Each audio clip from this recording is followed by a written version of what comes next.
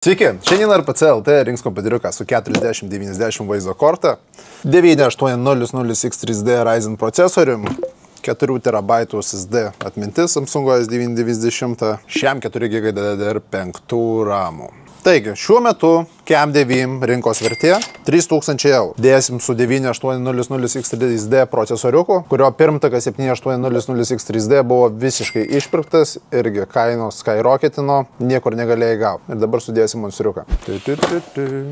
O, motininę pamiršau, dar vos nenumečiau. SATA laidai balti pridėti. Nu, į tokį kompą su baltais SATA laidais tikriausiai nieko nereikės. Jau dėsim tik M2, svorio turi. Gražu. Ryzen AMD procesoriukas 7980X3D. Tikriausiai jau visi žino apie X3D technologiją, turi papildomą keišą, kuris daug ką lemia žaidimuose ir jums išgauna daug daugiau frame'ų.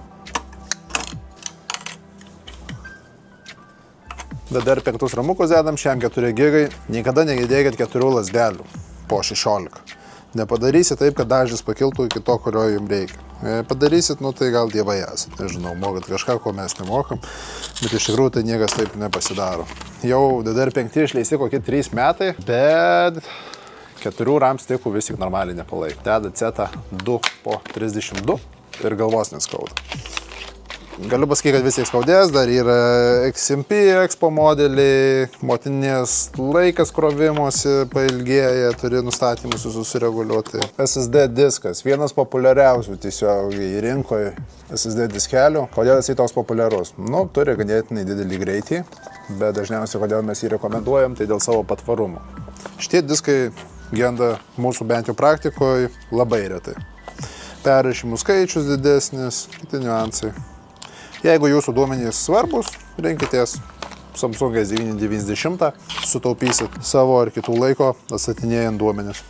Bet toks va, taip gražiai atrodo. Dedam SSD diskelį, termopadai, kad nuimtų SSD disko karštį ir jūsų SSD diskas dirbtų vėsiai. Karočią vadėdau, va tai va normaliai. Žiūrėkit, vyrai, žinau, kad ten pas kitus rankos nedreba ir deda normaliai tuos SSD diskus. Pas mane dreba. Aš kad ir kiek jau esu pridėjęs, bet pas mane dreba. Va nepamirškit ir kitoj pusėje to termopadą paimti ir nuklijuoti, nes paskui negerai bus. Gramdysit plastiką. Matinė brangesnė, nereikia jokių varžtų atsakinėti, viskas labai smagu. Pažiūrėk, kiek jungčių, blema! Iksal čia. Mūsų mylimiausi Dark Flasho korpusiukai. Šitie korpusai DG431 jau ateina su 1, 2, 3, 4 integruotais RGB fanais, turi filtrus. Šits vienas viršui, kits ir apačioj prie maitinimo bloko. Atiduok. Mano pirštinė jau plyš.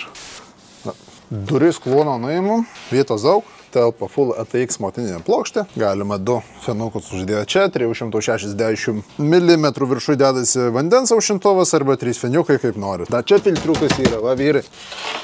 Laidai jau visai gražiai susukti, sudėti, jau darbo mažiau.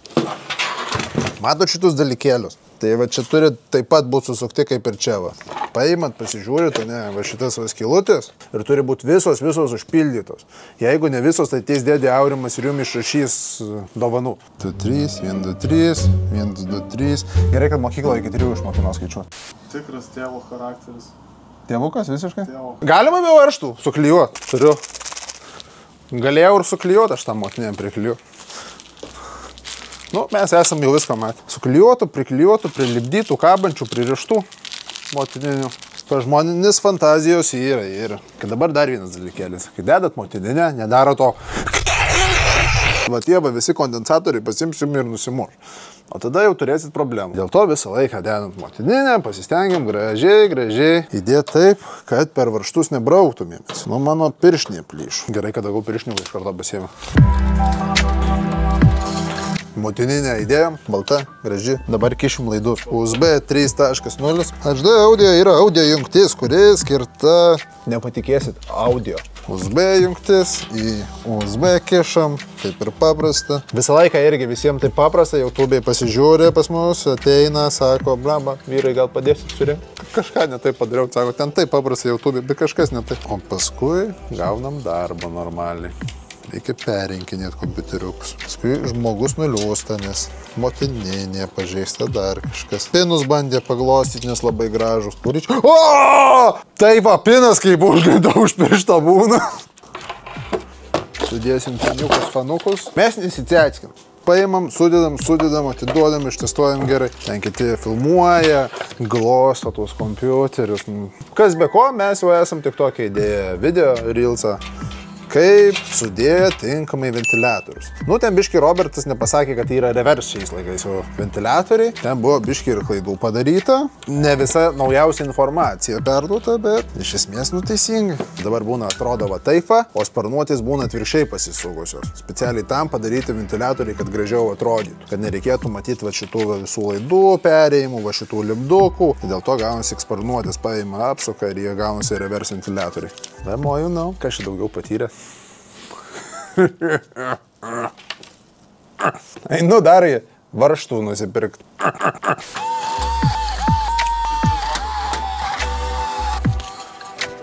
Žinai, kiek šitas kompas kainuoja? Daug, kaip mano 3 mašinos beveik. Turim DV3600S Dark Flash aušintuvus. Nedaužykit dalių. Nebūkit tokie kaip aš. Nieko aišku, jam nenutiks, turi gerą įpakavimą. Nieko čia gerą. Dark Flasho nauji aušintuvai yra su LCD ekraniukais. Ekraniukas ateina atskiras, magnetinis ir turi pakankamai gerą raišką. Galite užsidėti, ką norit. Nu, čia grožio reikalas. Tam tikri gamintojai dabar pradėjo dar daryti ir fenuose ekraniukus. Kur dar padarys? Padėt? Tinga. Intelio mounto nereikės. Viso gero Intelio. Madai ima viršų. Nepamirškit plėvelės. Nusilup. Pirmą susijungiam fiškės, nes kai užsidėsim bloką, bus labai sunku prieiti prie visų šitų dalykėlių. Susijungiam visus laidus iš galo, pasidėsim hubą. Betvarkė. Laidai tvarkingi. Dabar dėsim maitinimo bloką. RM1000. Šis modelis turi jau naują PCI 5.1 jungtį. Tai ką, sudėsim į modulinį maitinimo bloką laidus, niekada nedinam visų laidų, nes ten bus ganėtinai sunku viską sudėti. Todėl įdėsim 24 pinus, vieniem aušintuvam, kurie jau buvo originaliem. Molex jungti, CPU, galima ir 2 kabelius įdėti. Šitam paprastai, jeigu ausinį darysi, tai toli gražu nereikės niekada tų 2 kabelių. Naujo tipo jungtis, PCI 5.1.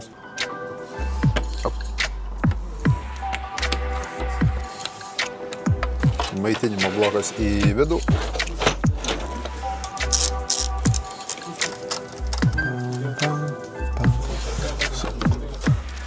Maitekas įmestas, dedam savo CPU aušinimo bloką. Šitas dar flešo viršus nusiima. Magnetinis pritvirtinimas ekraniuko.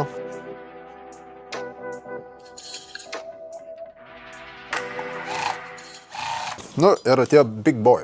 1490 vaizdo plokštė, turinti 24 gigus ramo. Šiuo metu kol kas praktiškai dar kaip ir galingiausia vaizdo plokštė, nors jau vienas kitas yra bildas tikrai su 59 išėjęs. Kol video išeis, jau tikriausiai bus pilnas su 59. Jeigu padarius šitą bildą, sulauksim nemažai susidomėjimo, dėsim su 50-90.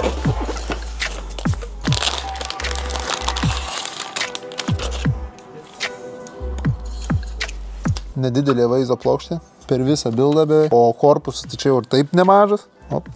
Kai filmuojantis labai faina tvirtinti vaizdo plokštę, nes šiaip tokius dalykus darom dažniausiai paguldę. Dėl jūsų neguldau čia, dėl žiūrovų. Užtvirtiname, nešam testavimą iš karto. Užsukam. Vaizdo plokštę sukam su 2 varžtais. Niekada neduodam transportuoti kurjeriam. Taip ir rusas ne. Taip ir turėjo būt. Ar girdėjai, Jari? Bet ar šviečia, be? O, taip, šviečia. Taukšt. Color is blue. Klono duris uždedam.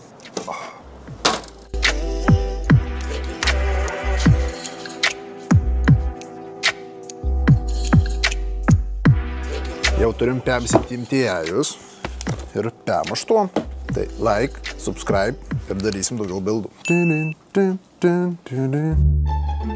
Šokolado nėra dantyse. Dabar biškai galiu susidėti. O, kur varžtas pabėgo. Na, garsiai. Tai kaip tave vadinčiau, tėvas, bet dėl vaikų. Tėvas, bet, metai tai tėvo jau beveik, ir žinai. Na, filmuoja? Sveiki! Ne, noriu štaip daryti. Tai mano rankos dreba, ką? Kiek aš pasakau, tinka YouTube dėti? 5%, ne? Autentiškai. Autentiškai.